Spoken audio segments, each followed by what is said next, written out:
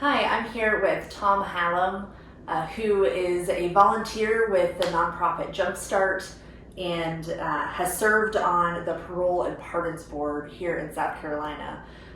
Once again, this is a series that we're doing of interviews with various people to help educate us on the criminal justice system. And so we're thankful that Tom is here with us today, who has a little connection to LPC as you were introduced to the prison system and working in it and volunteering in it through Jerry Kramer, who is a former pastor at LPC. So Tom, will you tell us a little bit about how you got connected with all of this and what your background and experience with working with the prison system is? Sure.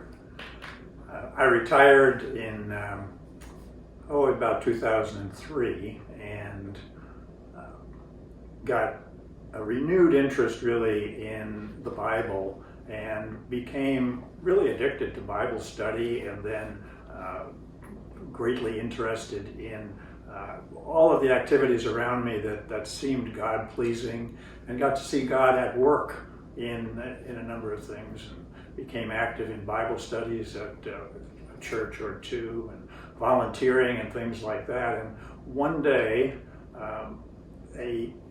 a neighbor, not someone who actually knew me hardly at all, but we knew each other's names, he heard me saying something, and he just said 4 words to me. He said, "You should do prison ministry," 5 words. And it stuck in my head because it was so weird. It was totally out of nowhere, and it didn't make any sense.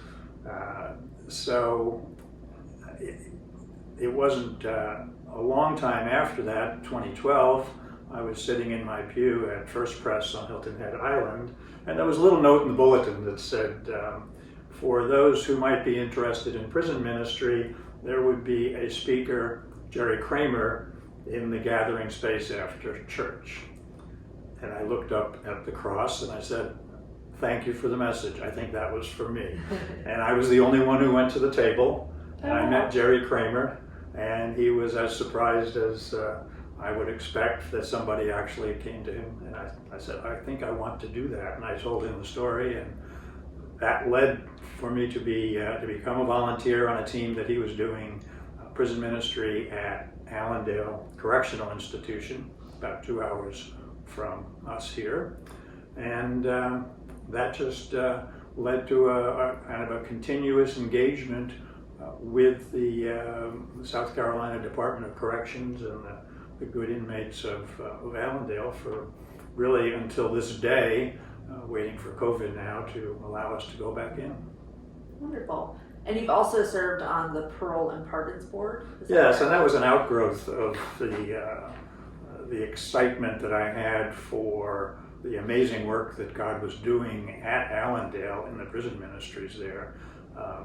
The governor asked me to take a position on the parole board, which frankly had kind of a shaky reputation around the state, in the legislature, and other places, that it wasn't working well.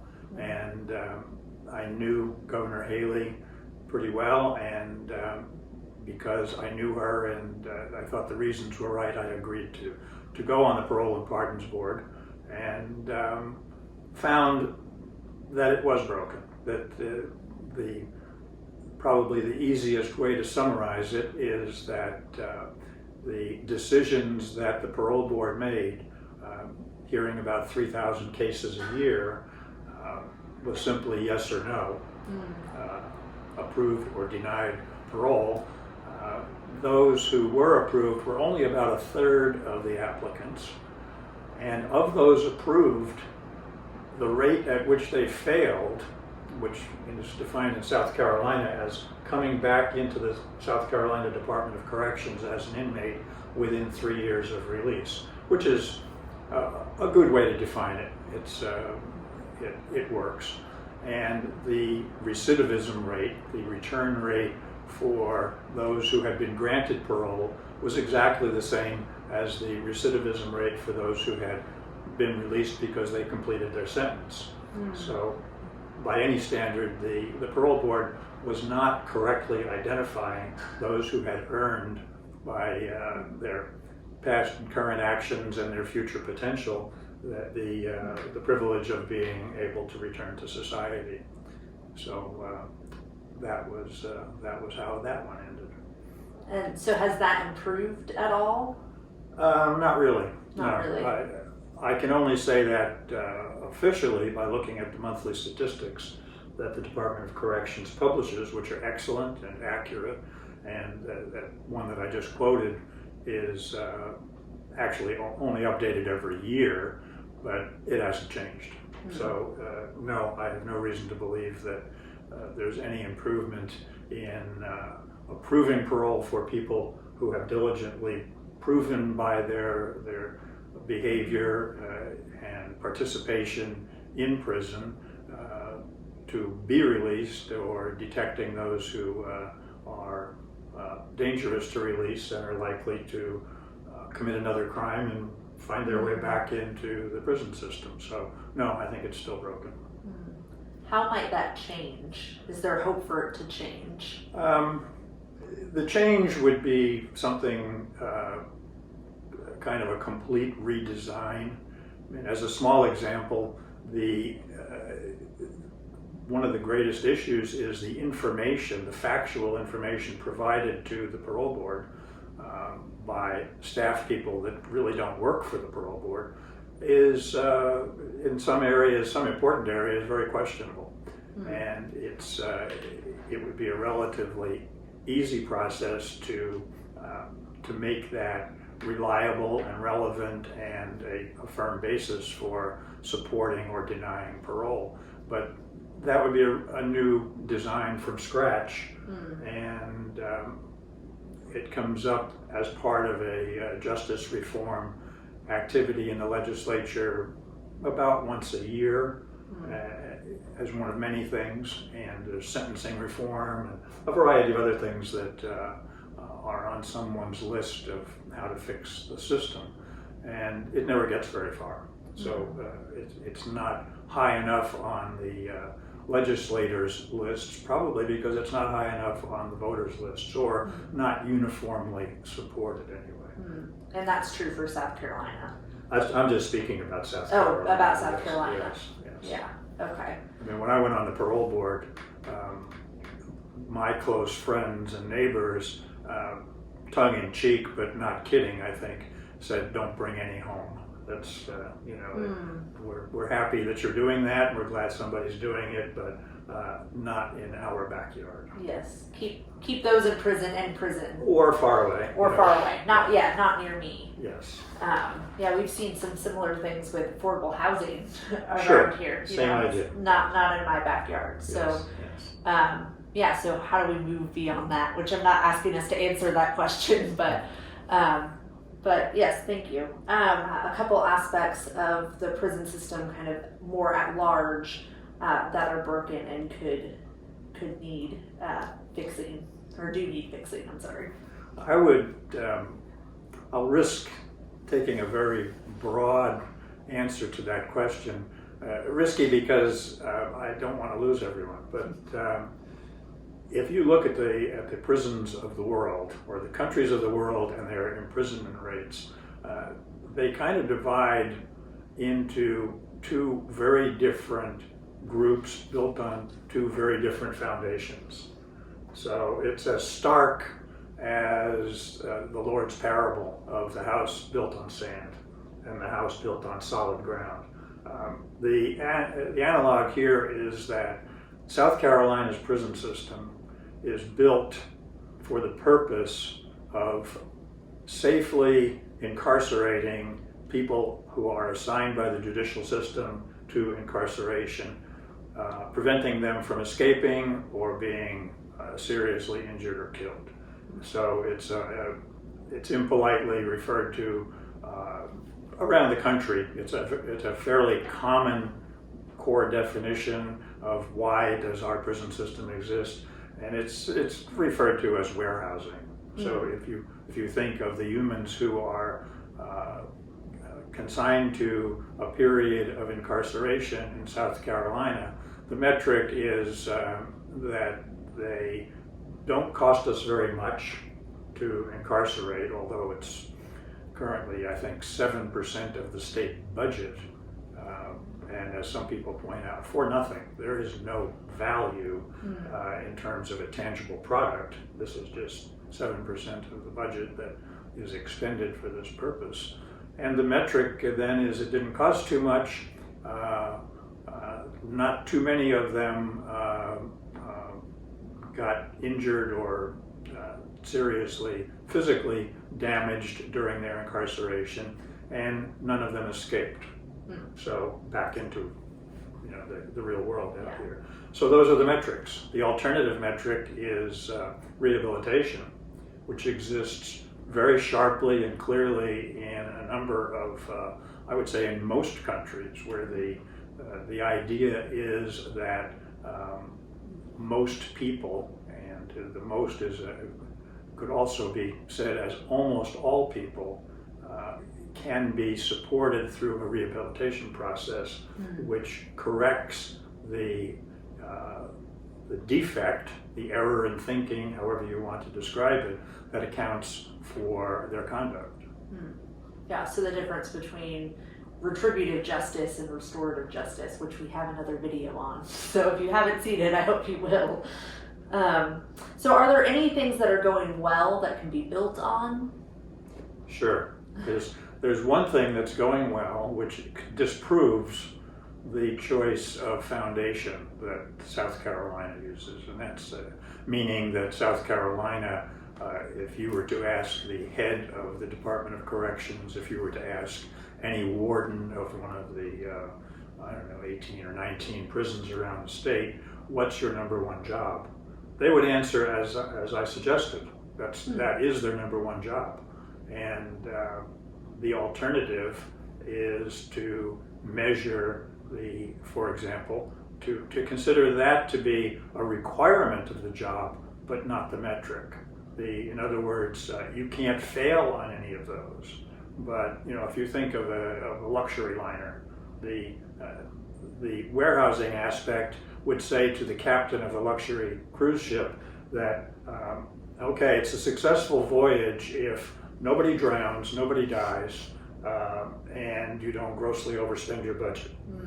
And the alternative is they have a mission. Their mission is that it's the most wonderful vacation of a lifetime for the people that are there. The analog in prison is rehabilitation, that people are much better equipped to thrive in society on discharge from their time of incarceration than they were when they came in. And that's what countries around the world just see that. It's as plain as day once you see it. And so if you drill down from that broad statement, now we have JumpStart. JumpStart is built on the notion that Jesus Christ can save anyone. And the proof is that I was very skeptical of when I learned about it on the parole board. I noticed people presenting themselves for parole, and we'd say, well, what have you done to improve yourself? And they would lay claim to JumpStart. And JumpStart not only transforms them into a child of God, it also gives them housing and a job when they get out, and community support, and deals with it. And as the expression goes, it shows them how to have fun God's way. So it's an entire package that addresses all of the reasons people fail when they're discharged from prison. And the fact is, in South Carolina, JumpStart is in almost every prison, men and women, and about not quite 1,000 inmates volunteer, apply to their warden and chaplain to be considered for the program, and are accepted, and only about 1/3 of them graduate. It's a very difficult program. Those who do graduate, the recidivism rate is, instead of 60% for the country, people ever coming back to prison, South Carolina's recidivism is 30% within 3 years. The recidivism, according to SCDC, by their own calculation, the recidivism of men and women that complete JumpStart is 4%. Wow. It's breathtaking. Yeah. And the reason I do it is because I sit with these men, because I go to a men's prison, and they are the most powerful, dedicated, humble, servant Christians that I can imagine. I can't wait to get back with them.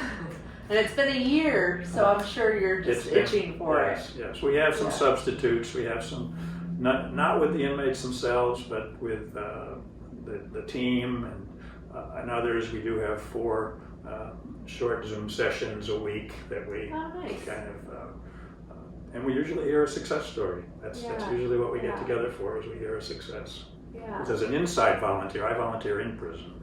There's a whole bunch of opportunities, post-release JumpStart, which is a huge activity.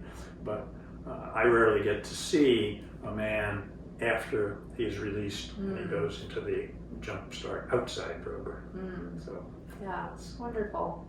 It's amazing to see God working in people's lives, and I'm sure that it's showing them their humanity and their value, which they don't see in prison or don't experience. Absolutely. In prison. And as an aside to that, the answer of why volunteers are so important, particularly in the prison, well, maybe not even, that's the only part I can speak about, is that one of the issues... So can you list a thing or two that we as a church or faith community can help change through advocacy or change in general? I think the answer for that is prayer and study.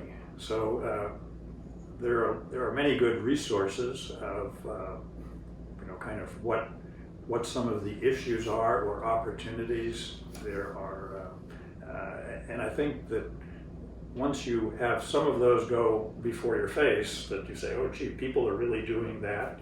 For example, I tell people I go inside a medium security prison and I sit with murderers and we talk about Jesus Christ, and they ask me hard questions, not about why can it be true. They ask me hard questions about details that are of concern to them. I mean, we had, and this, it just pops into my mind, but my faith journey at this point is when things pop in my mind, it's usually not my mind. But there's a man that I think will become a pastor, a prisoner who became transformed in my tenure and is hugely gifted as a teacher and a preacher. And we had... What has your experience been regarding the best pathway for change? Is it best to work with a nonprofit like JumpStart to deal directly with local, state, or federal politicians, or is there some other pathway to change? Well, for me, I think it's if I can work as one person with one person, I'm totally satisfied, and I went way past that years ago. So I don't particularly get excited about the political opportunities for change, but I really love people who are called to that, and so I would say that certainly I know enough about our state senator, Tom Davis. He is supportive of reforms in these areas, but I don't think it's at the top of his list.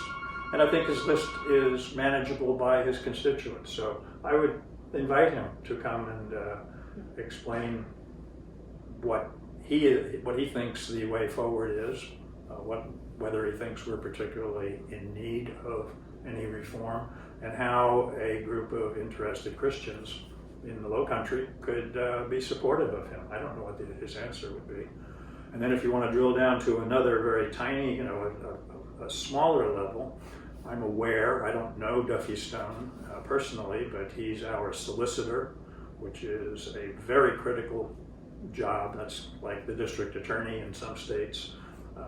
He is ours, and he's very interested in alternatives to incarceration for young people.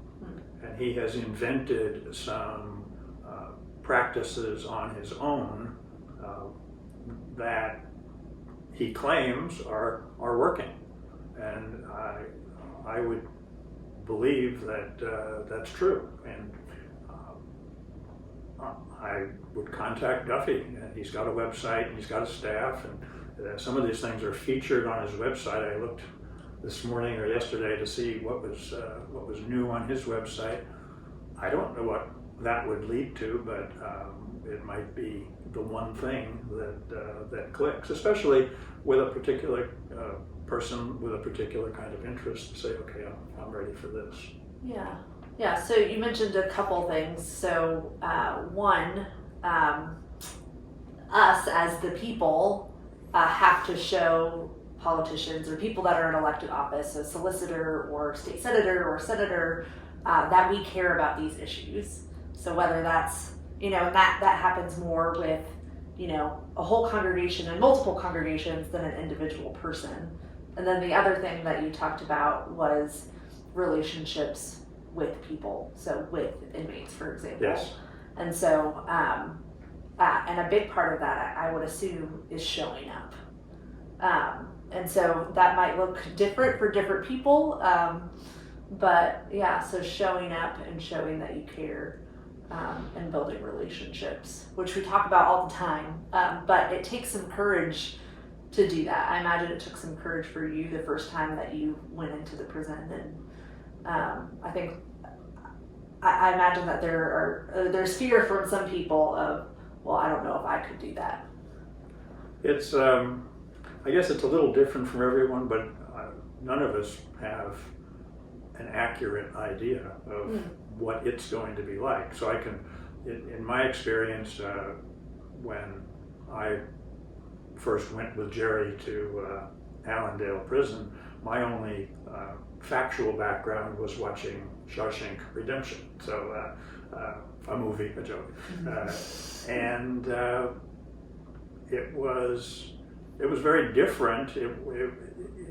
I'd never felt afraid, but perhaps I should have. An alternative for most people is organizing a group visit. And in normal times, post-COVID, Allendale is very open to having a busload of people from wherever. There was a busload from Sun City. There was a busload of Kiwanis Club people. On and on. There was a fairly large group from Low Country Community Church.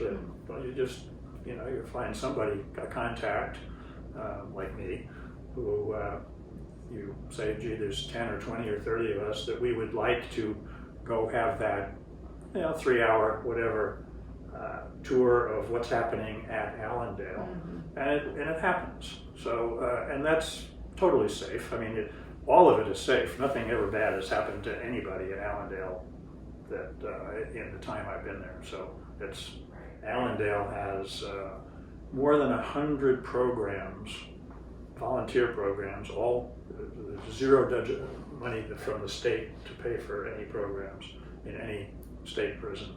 But there are people that come from this area and do all kinds of things.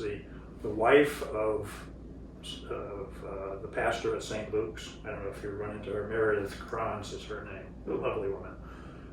And their church was doing a fair amount of work, still does, at Allendale. So she got tired of just being left home, and she very wisely found that there are men there that can't read. And they can't start the GED program because they can't read. Right. So there's a great GED program. Anyway, so instead of running a remedial reading program for inmates who can't read, she started a book club. And the books are children's books. Right. So it's, there's no pride involved. You're going to a book club. Everybody loves a book club. Right. And you're reading See Dick and Jane. See Dick, see Jane. Right. So it's that kind of stuff. There's a local man who is a beekeeper of some esteem. he created a program at Allendale. They have 1 million bees at Allendale.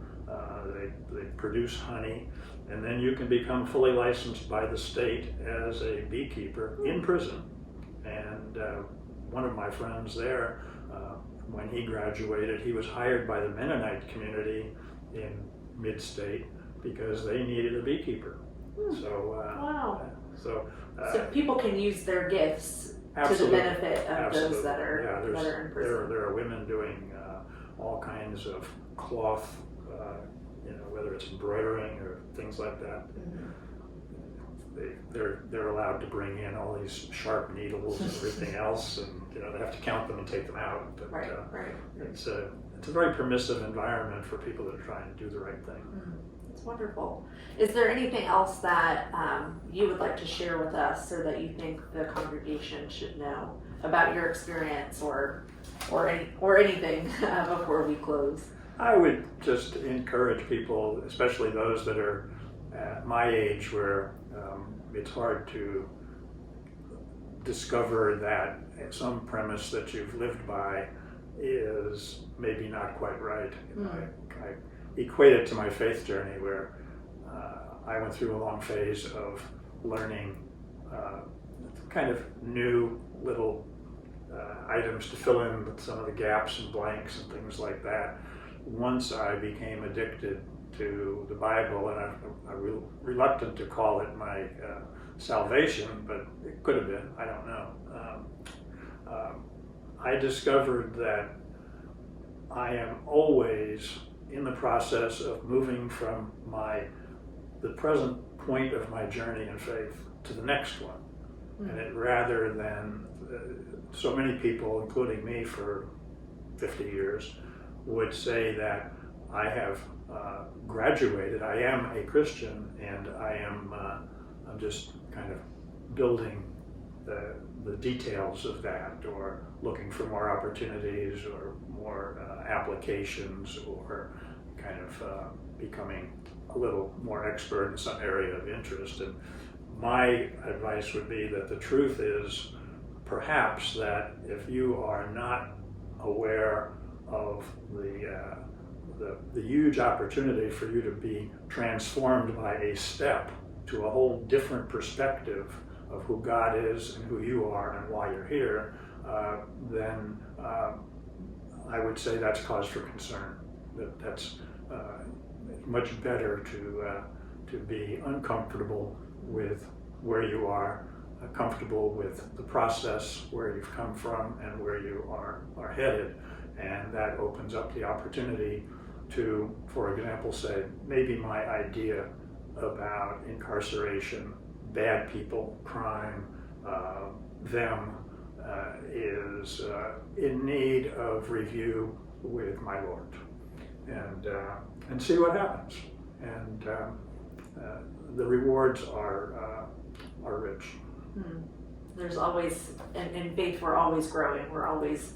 I hope so. Yes, yeah. I would be. I know that I wasn't. I mean, I wasn't not willing to read one more verse or memorize something or go to a class, but my idea was that I was at an accepted. I had passed the course, I guess, to do the one to this. Right. Yeah. And I am no longer even willing to think that way.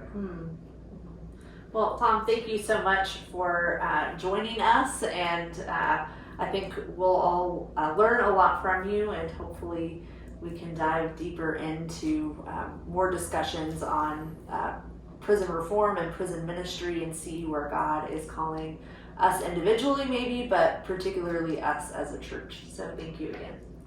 Amen. Thank you.